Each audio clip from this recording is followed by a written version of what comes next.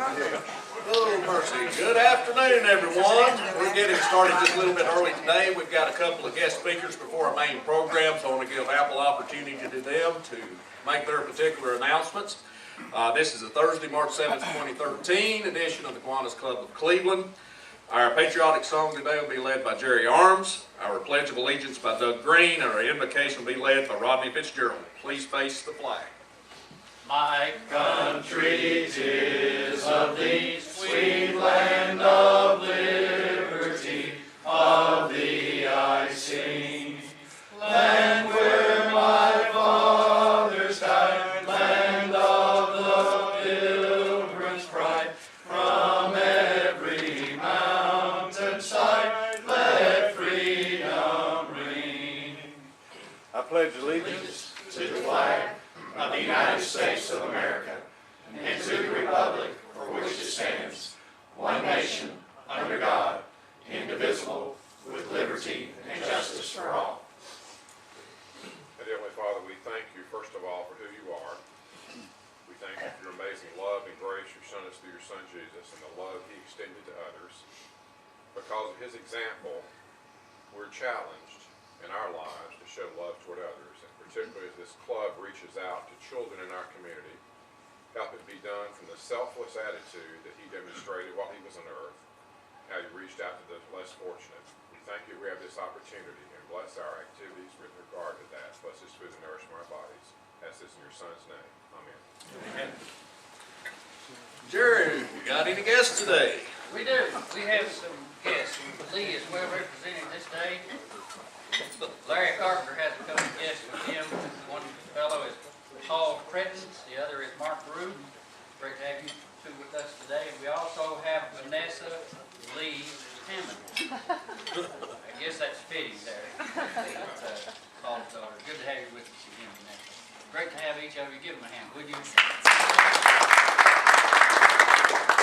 Mystery Kiwanian. We have a Mystery Kiwanian today. Particularly for our guests who are not aware of what we do here. It's the person who shakes the 8th hand of the particular Mystery Kiwanian, and they get the opportunity to either split $2, put all $2 in one, or however they want to divide it. I guess they could do 75 cents and $1.25, I suppose, if they want to get really froggy at it.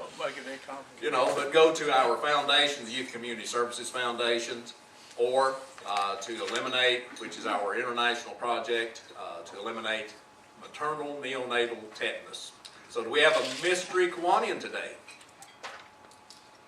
Mystery. Alan Winter. Yes. All right. And our mystery Kiwanian was our illustrious director of athletics at Lee University, Larry. Well, where would you like to have your knowledge?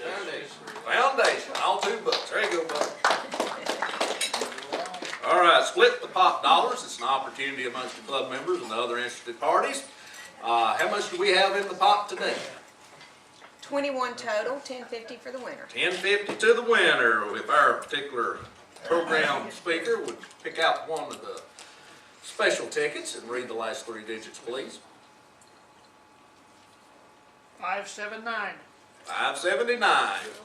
You're welcome.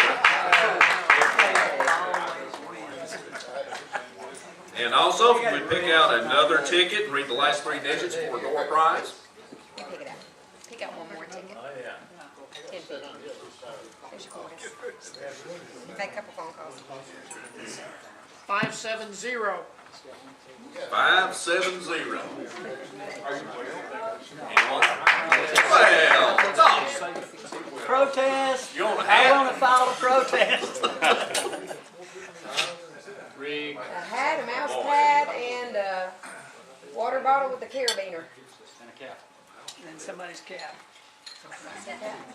All right. We'll go ahead and jump down into announcements. Leanne Boyd.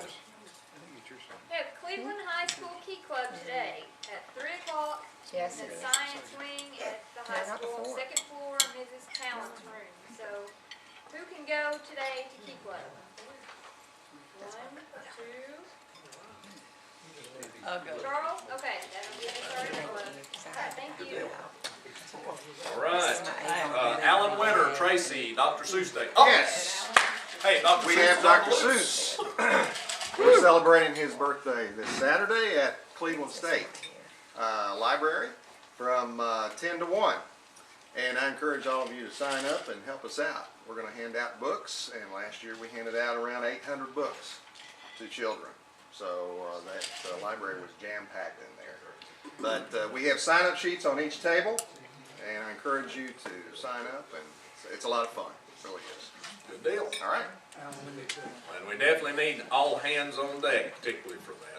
If you're not signed up, definitely do that. Kay, do you have anything on 4-H whatsoever from the county contest? All right, we're on hiatus. We're on.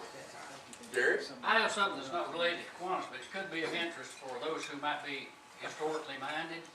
Dr. German from our church is about 88 years old. He's going to help in doing a documentary at Walker Valley School Sunday afternoon, March 24th. And it's going to be like 52 minutes long. And it's on the community that was up there at Ocoee River. On the right side of the river as you go up before you get to Powerhouse 1, where there were tennis courts and quite a bit of activity going on there in his younger days. And it should be of good interest. That's definitely of interest. Candy Creek. You got it. Okay, let's see here. Before we go any further on that, Bruce, do you have any announcements on Pancake Day? Just that the tickets are out, everybody knows that by now. If you didn't get yours, I know Andy didn't get his, but anybody else that didn't, if you could raise your hand, it'll save us some mailing cost. Okay, very good. We got yours, Larry. And they are $6 a piece to sell. If you buy them for yourself to give away, they're $5 a piece for Kiwanians.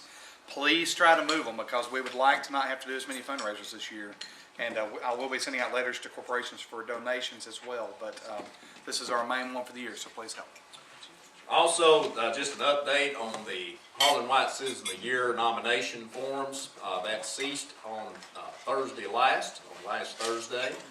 We have gotten a good number of nomination forms in.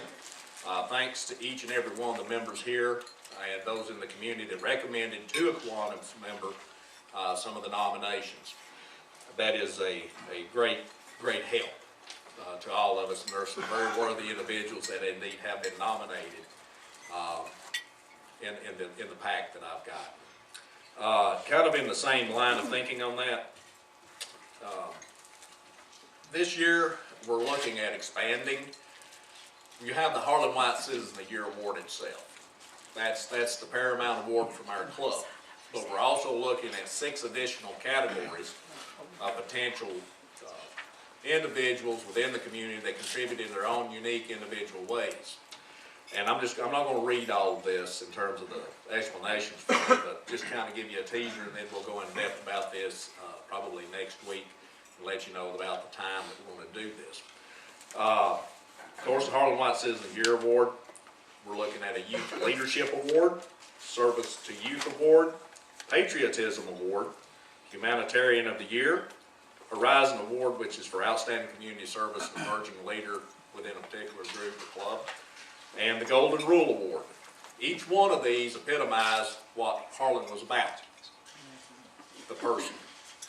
And I think no greater tribute that we can give is those particular aspects of various individuals in the community to say thank you for what you have done, thank you for what you do and what you continue to do to make a positive impact and effect on young people's lives and to our seniors and our veterans in this community. So that's very important. And I'm going to ask Larry Carpenter if he would be so kind as come up and introduce Mark there to talk about special events going over on Lee.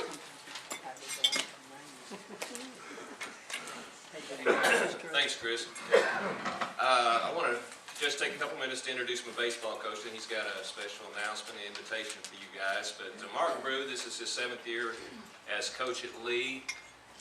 All he's done is taken 6 straight teams to the World Series. He's the only coach in the country that's done that.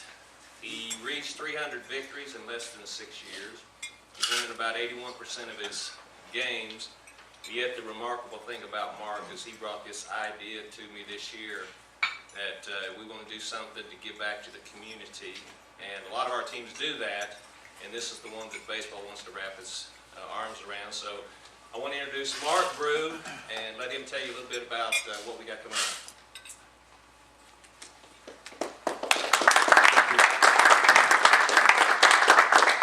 Coach putting the pressure on me as usual. So But anyways, first of all, thank you for the opportunity to get up here and speak with you guys about this event. It's something that's near and dear to my heart. My father was a veteran. He's passed on, but he served in the United States Air Force, and I can't think myself personally of a more worthy cause than to honor our military veterans and active military members. And it's something I've seen put on at a different ballpark that we were part of the event, and it's just something that it's been on me for a while, and it's finally come to fruition. I know we've had Kicking It for Kids for Cancer, we've had Volley for the Cure on campus, Hoops for Hope with autism awareness, and a lot of great events, certainly are great causes. But in doing a little bit of research, we have over 5,000 veterans in this community alone, and it was kind of stunning to me. I didn't really know that number until I went to the Veteran Affairs Office. We actually have 167 students on our campus alone that are veterans of the military. So it's something that's come about. We started the process last year, created a committee, started working through it, brought the idea to Coach Carpenter. He gave us all thumbs up and go. And basically what we're going to do is it's twofold. We're honoring the veterans of this community and recognizing them on March 23rd at our baseball game. We have a doubleheader that day against Southern Polytechnic State University. And it'll last anywhere from 11 to 5. It's a free come and go type thing, and we don't want people to feel like they have to be there all 6 hours. But certainly there's going to be time set in between games to honor the veterans through different methods. We're going to have one sing the national anthem, someone sing God Bless America. We're going to have a montage in between games of the different theme songs from the different military branches and have them recognized. And then just other different things we're reaching out where we have goodie bags, and they're going to get a lot of gifts from the community. Businesses have been excellent in stepping forward and helping out with the event, both with funding and with donations. So the secondary purpose behind the event is we're trying to raise money for the Veterans Memorial Park that's being built at the Spring Creek development. Again, we've had a lot of great business involvement. One of the ways the community can help, and we're reaching out to, is we're doing t-shirt sales, as many of the other things that have been going on campus. You can pick those up via me. If you're interested, they're $10. We got a nice t-shirt. Jenkins Deli, Cleveland Daily Banner, and Bank of Cleveland Downtown Branch has these things available currently and selling. And so we're trying to raise those funds for the military or the Veterans Park at Spring Creek. And it's a great, the theme behind the is the United States military, the greatest team ever assembled. And obviously we're a sporting team, and we like to believe we have great teams as coaches. But I can't think of a better team ever assembled other than maybe Jesus and the 12 disciples, other than the United States military. And so it's just something, we're reaching out to the community. We want to invite you personally to come, be a part of the event. A lot of food there, inflatables for the kids, just a lot of different things going on to make it a community festive type atmosphere. And we want to invite you guys. So, thank you for the opportunity, and hope you enjoy your program today. I'm going to sneak out to baseball practice.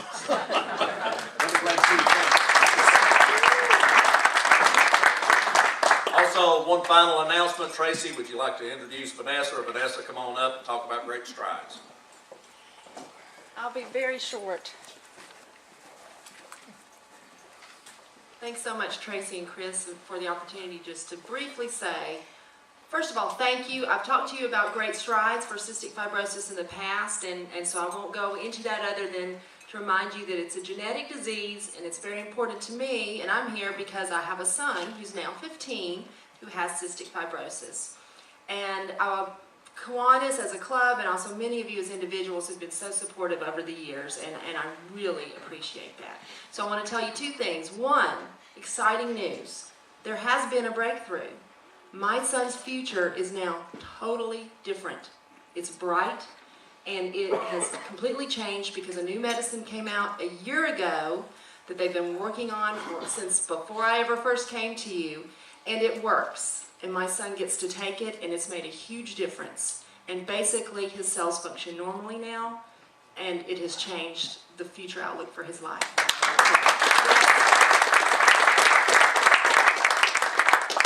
Lord for that, and thank all of you who helped support this medical miracle. The thing is, only 4% of CF patients get to take this medicine. So the rest of the CF patients in this community and all over the place, the 96%, they are still praying, hoping, waiting for their scientific breakthrough. And it's very close. So with your help, we can get there. And the way you can help is by joining us April 13th for Great Strides Walk, 65 Roses 5K on the Lee campus. I have lots of information, and I'll be here after if you want to pick something up. You have joined us before, and we really urge you to continue your participation. Thank you so very much. There'll be over 10 other CF family teams out there, people in our community, and it's really an encouragement to them to see you there and supporting, and to get your funding support as well. Thank you very much for having me. And the last thing that I have on my end, we've actually received some correspondence from our 4-H public speaking contest winners and participants, and wanted to make sure to at least pass these along to you, particularly for those of us that we've done this for 40 some odd years, sponsoring the particular contest. It says, I would like to say thank you to the Kiwanis Club of Cleveland for helping to support the Bradley County 4-H Public Speaking Contest. It has been a great experience for me. Sincerely, Jeremiah Augustine. He's a 4th grader at TCPS. And not sure which one this, with Jacob Garrett.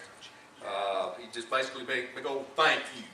So, on behalf of our winners and our participants, we say thank you to the members for making it a reality and experience, because without the volunteers, without the 4-H extension, ag extension, whatever we're calling y'all over there now these days, with Kay and her crew and Lynn Middleton, thank you guys for putting this on, because there are so many students that participate in this. I forgot, Lynn said something in one of the classes the other night, on Friday night, how many contestants literally starting earlier on in the year.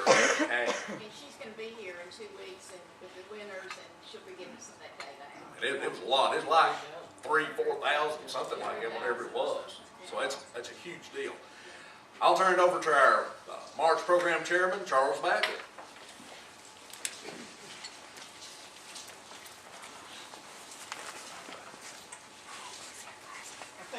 I think we'll have an interesting program for you today. We have Jim Herrig from Cherokee National Forest. He's the forest fisheries biologist, and he's going to talk to us about his work in restoring brook trout in the Tellico region. So Jim hails from South Dakota, where he was raised. He attended South Dakota State University. He got his master's at Colorado State University in fisheries, a master's in fisheries science. He served 3 years in the Army in Europe. He started with the Forestry Service in 1981 in Colorado, and he moved to Tennessee in 1989. He finally got it right in '89. Okay, Jim works in the forest with trout, bass, rare fish, and also mussels. So he has a really broad area to cover. Okay, today he's going to talk about brook trout, but I want to say one thing, that Jim and I are both, Jim's a good friend and a fellow TU member, and we do a lot of conservation work in the Tellico area. This weekend we have an activity where we're going to be cleaning up the Tellico River, and it's a great thing if you do with a son or a grandson or a granddaughter, come up, put on a pair of waders, or just wade down the edge of the creek. You can pick up trash, and that's one of our activities.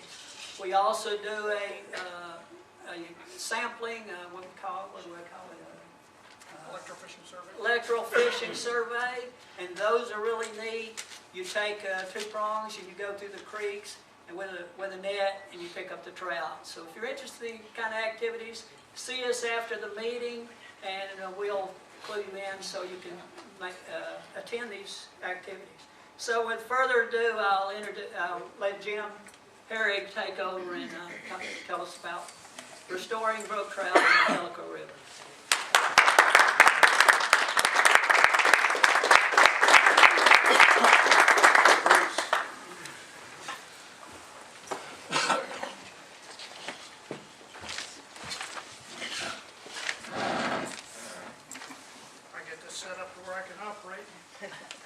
to the pictures.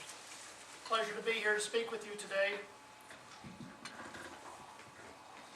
It's kind of a very exciting program that I've been working on for a number of years. We employ a lot of volunteers, and we have an awful lot of folks that work with us on this project. One of the nice things about working with brook trout is they live in some pretty nice areas to go visit. This is one of the small streams up on the Cherokee National Forest that has brook trout in it.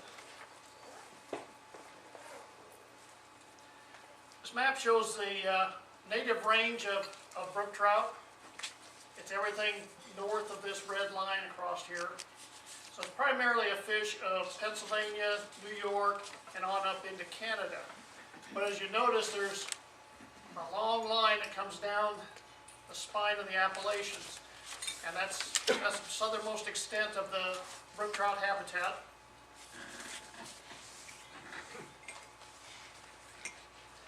Today I'm going to talk to you about those fish that are down in this part here. They've been identified genetically as being distinct from other brook trout. They're, I think, probably one of the prettiest fish there is out there on the forest. But they're in very bad straits right now. They only occupy about 15% of the original habitat that they lived in. These are the major watersheds from that section that I was showing you there. The pink area here is the Tennessee River Valley, all the tributaries that go into it. This is the Tennessee-North Carolina state line. So the brook trout, southern Appalachian brook trout, range from Virginia down to Georgia and a little bit into South Carolina and quite a bit in North Carolina.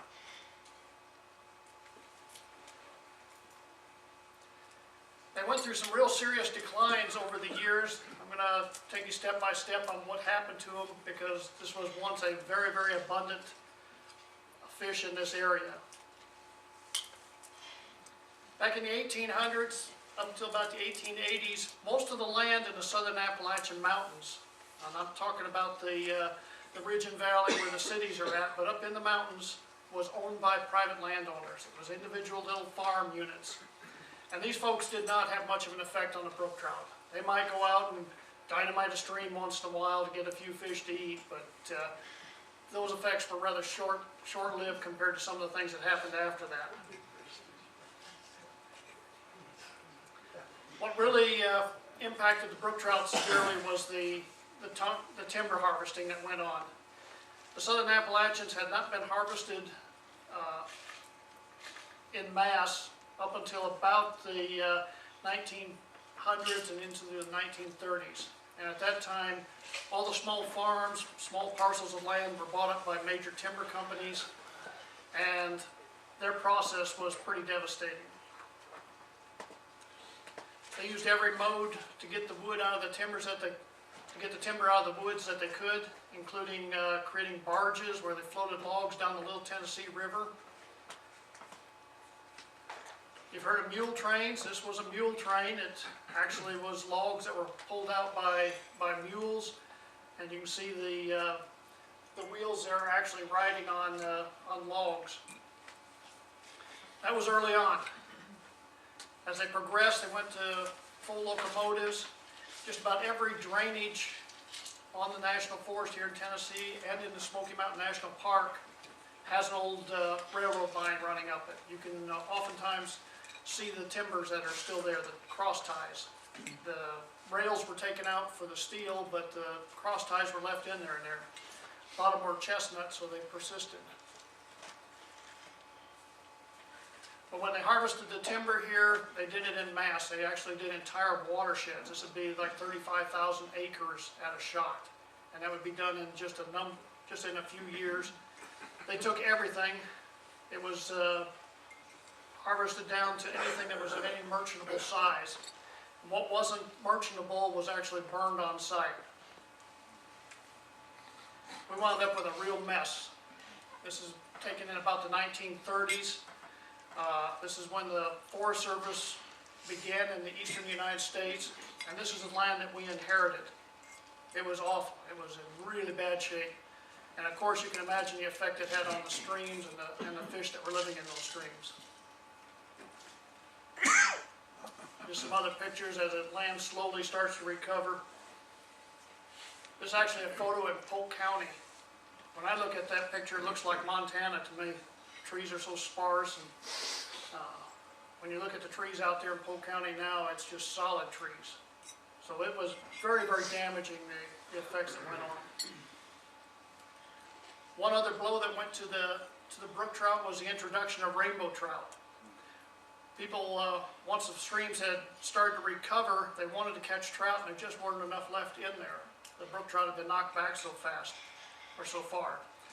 So they brought in the only trout that was being raised in a hatchery, which was the rainbow trout. Brook trout had not been adapted to hatchery life, so there weren't lots of them to put out. And don't get me wrong, the rainbow trout is a great fish. We love having it on the forest, and we will continue to work with TWRA to stock them. But we would like to have a few more streams with our native brook trout. Some brook trout were brought in that were north of that line that I showed you that are not genetically the same as the ones we have down here. In some cases they've done okay, but in most cases they just don't seem to be able to reproduce in our waters. From the 1930s to the 1970s, this is when the Forest Service took over much of the land in the Southern Appalachians, and we began to try to recover some of the bad effects. You can see here there's a small sediment dam in this gully, and I'm sure there's progressively other ones on down too that are trying to prevent the sediment from getting into the streams.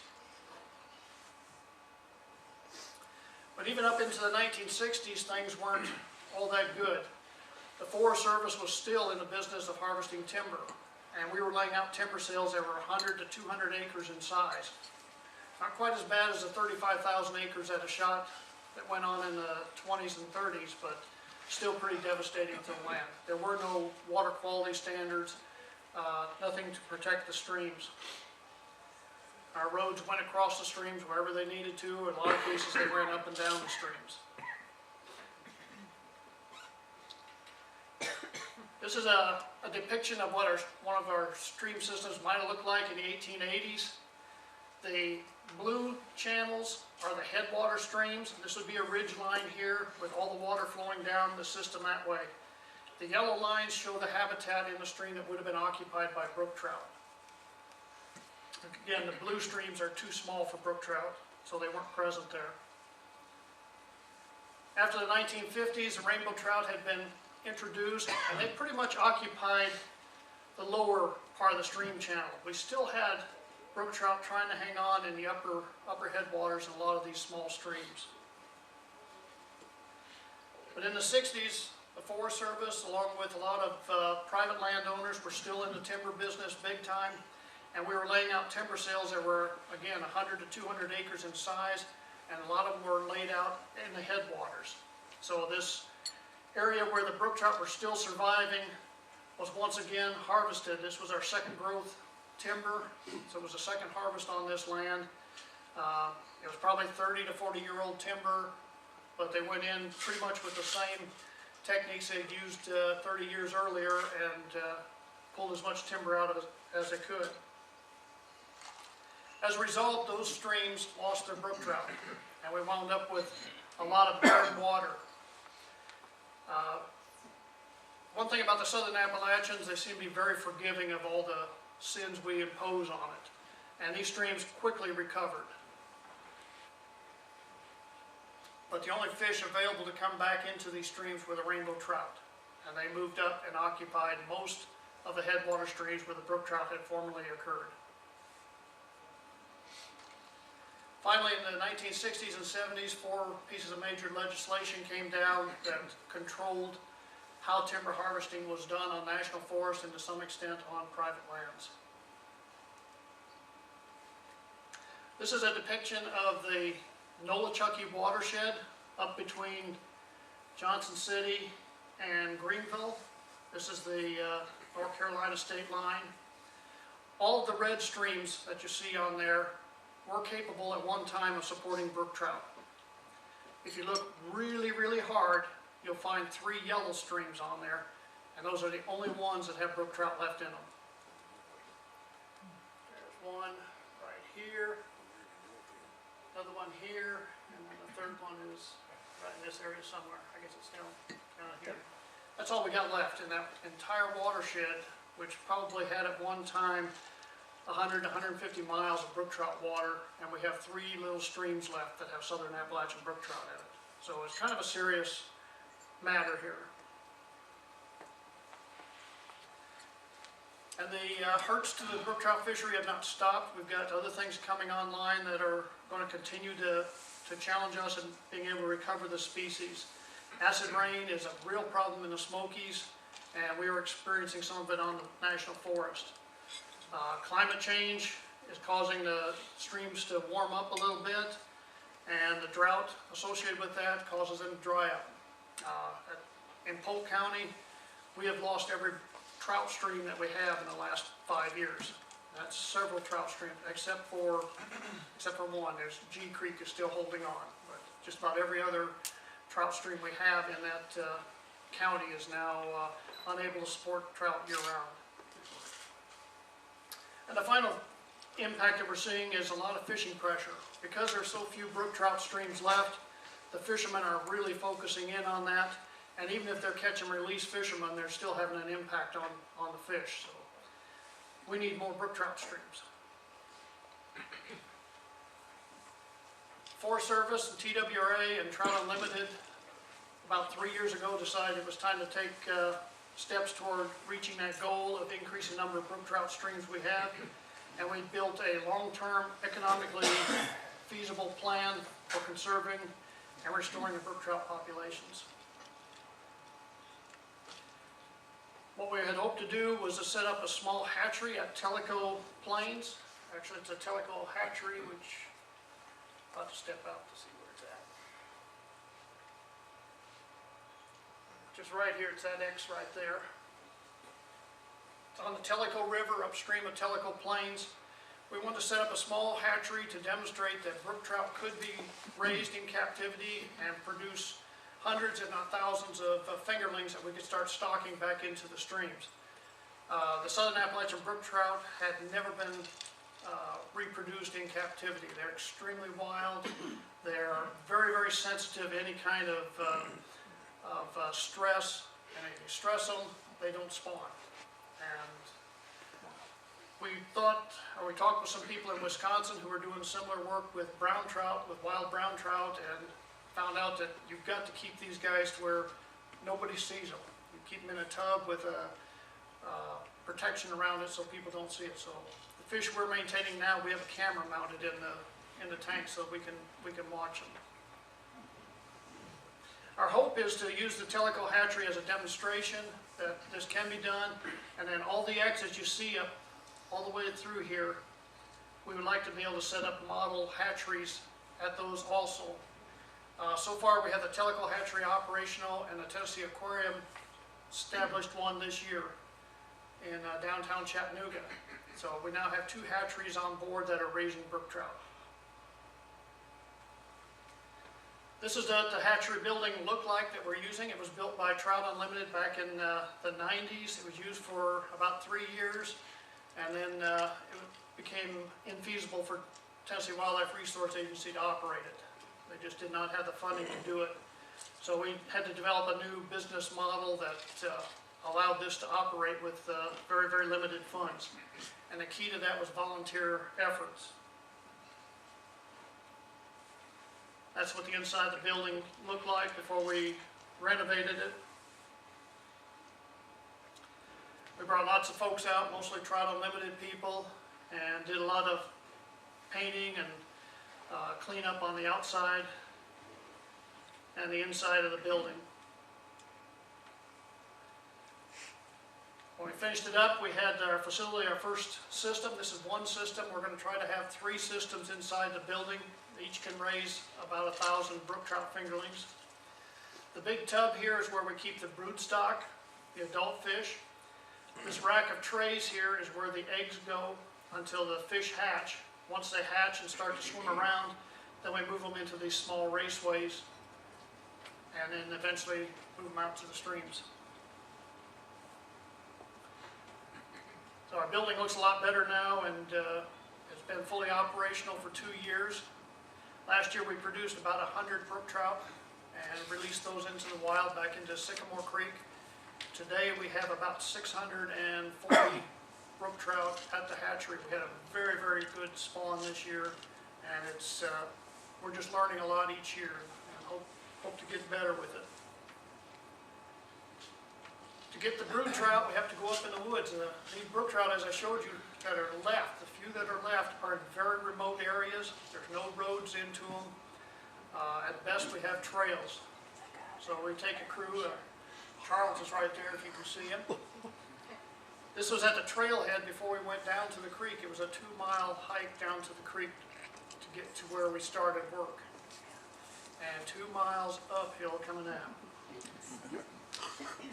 The streams we work in are extremely rugged. You're carrying you can see the person in front here, he's carrying our backpack shocker. That's about a 40-pound unit. And he's climbing the rocks going up that stream. He puts the probes in the water, it puts electricity into the water, stuns the fish, they roll over, and then the others behind him are able to net the fish, put them in a bucket. They revive within about 10 minutes and are ready to be brought down to the hatchery. Bringing them to the hatchery was a unique challenge. Again, there wasn't any good roads in there into these.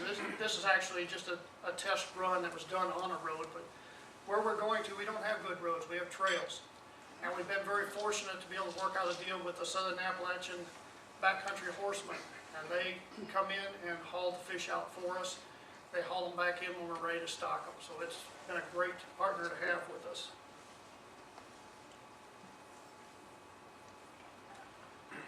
We bring the fish back, we stun them, they're not dead. We put them in a tub, and in order to relieve them of their stress, there's a chemical we put in there that basically anesthetizes them so that they don't flop around when we're trying to spawn them. And this work is done in October, and the fish spawn naturally in October, so we catch them when they're about ready to spawn. And this is our setup. We weigh and measure each fish, determine if it's a male or female, separate them by sex, and then we begin spawning them. And to spawn them, you just pick the fish up and you squeeze it, and the eggs pop out. You can see the eggs down there in the pan, and this is a male that they're getting the milk from him. We were very fortunate here this time to get folks from the Irwin National Fish Hatchery from Fish and Wildlife Service to come down and actually do the spawning for us. Most of us as fishery biologists have spawned fish before. These guys spawn fish day in, day out, and they're working with trout. So we asked them if they would help out. They not only agreed to help, they sent somebody down for 5 consecutive weeks to help us out with it and actually did the spawning. They're one of the hatcheries we're hoping is going to set up their own brook trout facility eventually. And that's the gold we're looking for, right there. Those are fertilized brook trout eggs. And after a few weeks, they hatch from the eggs, and you can see the young fry there with their yolk sacs. And then pretty soon they're free-swimming brook trout. All right, our stream systems, we want to put the brook trout back out into the streams. Remember that our streams are fully occupied by rainbow trout. So what do we do to make room for the brookies? You can't put brook trout on top of rainbow trout. The rainbows already own all the good houses. So we go back in and we electrofish. And we hit the section of stream really hard. We use the backcountry horsemen to haul the rainbow trout out, and then they release them below a barrier. We wind up with a stream segment, like here, where we've removed most of the rainbow trout. We've created vacancies for the brook trout. And we bring in the brook trout, about 2,000 per mile is what we'd like to have. We're not up to that yet. And we do that in each of the headwater streams, and then eventually in the main channel. Again, we're not trying to eliminate the rainbows. They're still going to be there, but as long as we can give the brook trout a good foothold, they can get established. And hopefully in maybe 2020, you'll see a lot more yellow in areas like the Nolichucky, maybe back down in Polk County even. We'll be able to return the gem of the southern Appalachian Mountains back to where it's at, give you a lot more fishing opportunities. These guys do taste good too, so you can bring them home and eat them. These are the cooperators that have helped us. We have had a tremendous number of partners on this project. And I'll take any questions you have. How do you make contact for those who are horsemen who want to volunteer to help do that? You can just get in touch with me. Do you have information that answers something? I have a card I can give you today. For those of you that haven't fished for brook trout, a 6-inch brook trout is a big one. You do find them in the 8-inch range, but generally about anywhere from 4 to 6 inches. They're real wild, they're real aggressive, and you have to get down when you fish for them and literally keep your low profile because they're very skittish, but they're fun to catch. And they live in beautiful places. They do Wanna live go out in there beautiful places. to experience that. Yeah, it's, my son and I went up to a North River area and caught 24 in 2 days, and it's a time we'll never forget. He's 36 now. What's the close for it distinct- being too late for these, as far as when we reestablish? I mean, but there are still several populations of this species. On the south end, south of the Great Smoky National Park, we have 2 populations left. And one of those is a population we established from another one. So actually, we were down to 1 population south of the park. That's getting pretty close. Is the red belly the most distinct definition of how you define those and how you recognize Yeah, them? that red belly's beautiful. The black and white on the fins is also diagnostic. They also have, what just doesn't do justice, but with a digital camera, you can get some great pictures. They have red dots with a yellow ring around the red dots. And in spawning season, they're just unbelievable. When you take a picture with a digital camera, it doesn't look real, but they're just such gorgeous little fish. It's just, they're beautiful. It doesn't mess with the snail darter, I suppose. Our snail darters are a lot further downstream. I get to look for that one with snorkeling gear, not electrofishing. Good deal. Thank you. Thanks, Jay.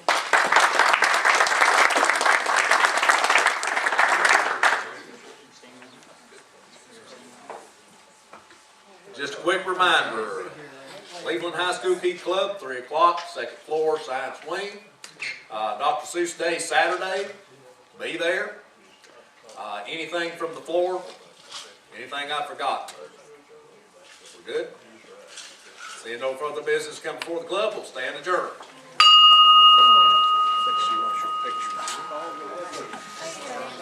I think she wants to get your picture.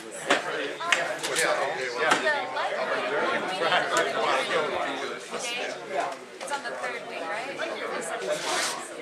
Okay, so that's what I had written down in my planner, and I was like, that would say 7, and I just totally messed this up.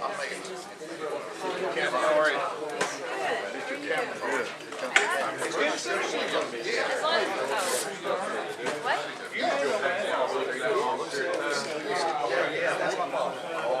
What about the camera? Put the hat on, somebody got tracked there. Yeah, I should have picture of what he was talking about. I didn't think of it till the very